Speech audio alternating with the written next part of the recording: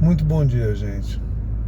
Hoje eu venho falar sobre uma questão que hoje não se discute tanto assim, mas que é de suma importância, que é a questão do aborto. A interrupção de uma vida que é indesejada, porque é bem isso. Não adianta as pessoas romantizarem a questão, mas no fundo é isso. A gente poderia até encerrar a discussão de pronto quando chega uma pessoa que defende o aborto, por mais que ela tenha dados, trabalhos científicos a respeito que possam embasar isso, dados socioeconômicos também, com a seguinte questão: tá certo, né? Ser favorável ao aborto. Essa criança que vem por aí não me interessa. E no caso essa criança ter sido você. Veja, você vai ficar com uma grande interrogação na cabeça. Se a sua mãe, ela pensasse e agisse dessa forma, você não estaria aqui. Até mesmo para defender uma bandeira pró-aborto. Pois bem, mas a questão é muito mais profunda do que isso. Nos meios acadêmicos e científicos, se questiona que todos aqueles que são contra o aborto é por uma questão de fundamentação religiosa. Não é. Tem questões filosóficas muito profundas com relação à preservação da vida. Mas eu também não estou aqui para discutir isso. É importante a gente perceber que a discussão toda ela está errada. A lei brasileira ela já prevê em 3 pontos, em 3 situações, o aborto legal assistido.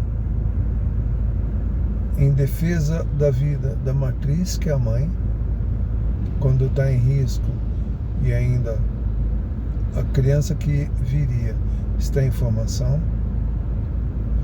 Em caso de estupro, desde que a mãe não queira aquela gravidez, porque foi ocasionada por uma violência. Lógico que a justiça não vai obrigar a mulher a cometer o aborto, mas é da escolha dela, se ela quer ou não. Se ela quiser, será assistida.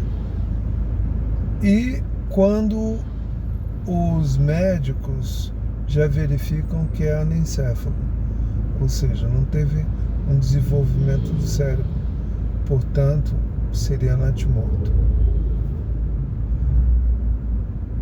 Qualquer outra situação, como a famosa frase "meu corpo, minhas regras", a lei brasileira não permite.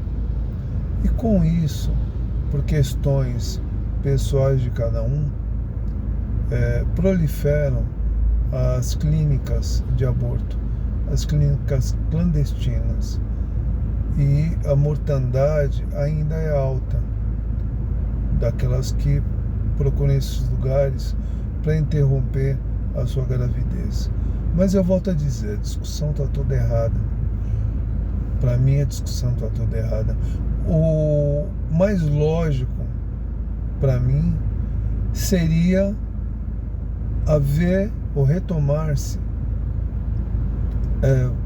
posturas do poder público, né, com propostas e projetos para divulgação de métodos contraceptivos. Porque se você previne a situação, e hoje, quem entre homens e mulheres não sabem prevenir? A educação daqueles que estão ainda em menoridade também. O acompanhamento dos pais para muitas vezes essas crianças que realmente não têm acesso, não têm uma formação adequada, porque algumas estão longe da escola, porque hoje nas escolas públicas, inclusive, se discute métodos contraceptivos e a prática do sexo seguro.